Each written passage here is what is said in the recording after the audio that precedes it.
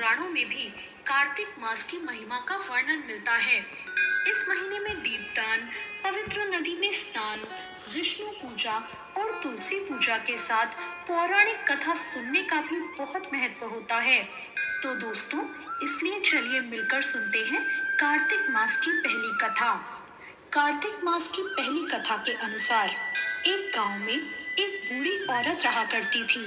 वो बुढ़िया बहुत गरीब थी। वो कार्तिक का व्रत करती और व्रत खोलने के समय भगवान कृष्ण आते और एक कटोरा खिचड़ी का रखकर चले जाते। बुढ़िया के पड़ोस में एक औरत रहती थी। वो रोज ये देखकर बहुत ईर्ष्या करती कि इसका कोई नहीं है और ये कितनी गरीब है, फिर भी इसे खाने के लिए खिचड़ी मिल ही जाती है। एक दिन जब वह बूढ़ी औरत कार्तिक महीने में स्नान करने गंगा पे गई, तो पीछे से भगवान कृष्ण आए और उसका खिचड़ी का कटोरा रखकर चले गए। पड़ोसन ने जब खिचड़ी का कटोरा रखा देखा और देखा कि बुढ़िया नहीं है, तब उसने उस खिचड़ी को उठाकर घर के पिछवाड़े फेंक दिया। फिर कार्तिक स्नान करके जब बूढ़ी औरत घर आई, तो उसे खिचड़ी का कटोरा नहीं मिला और उस दिन वह भूखी ही रह गई। बार बार वो एक ही बात कह रही थी, कहाँ गई मेरी खिचड़ी और कहाँ गया मेरा खिचड़ी का कटोरा।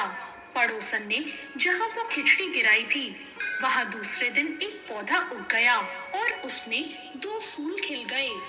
राजा उस ओर से निकला तो उसकी नजर उन दोनों फूलों पर पड़ी। राजा को वो फूल बहुत पसंद आए और वो उन्हें तोड़कर अपनी रानी के लिए ले गया। महल जाने पर उसने वो फूल रानी को दे दिए, जिनको सूंघने से रानी गर्भवती हो गई। कुछ समय बाद रानी ने 2 पुत्रों को जन्म दिया।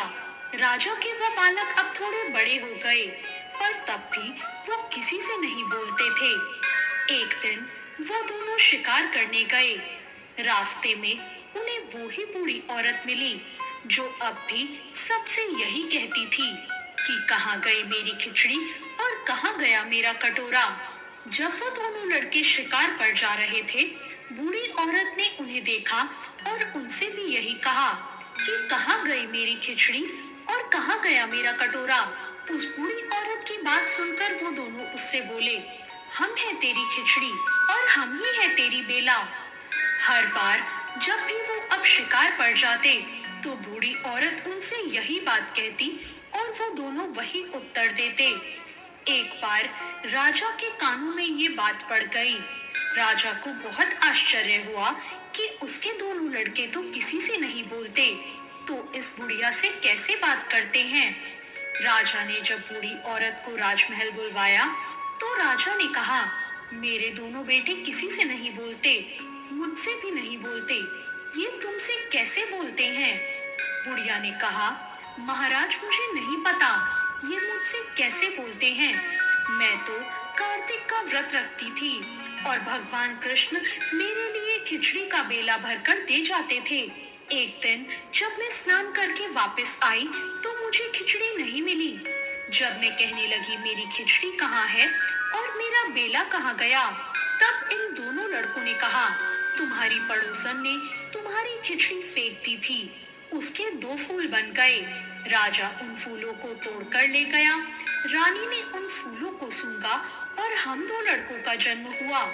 हमें भगवान ने तुम्हारे लिए ही भेजा है। जब ये सारी बात राजा ने सुनी, तो राजा ने उस बूढ़ी औरत को महल में ही रहने को कहा और फिर उस दिन से वो बूढ़ी औरत उनके साथ महल में रहने लगी। हे कार्तिक महाराज, जैसे आपने बूढ़ी औरत पर कृपा करी, वैसी कृपा आप सब पर करना।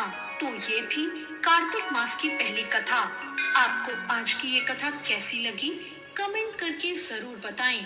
कथा अच्छी लगी हो तो लाइक जरूर करें और साथ ही मेरे चैनल को सब्सक्राइब करना ना भूलें। धन्यवाद।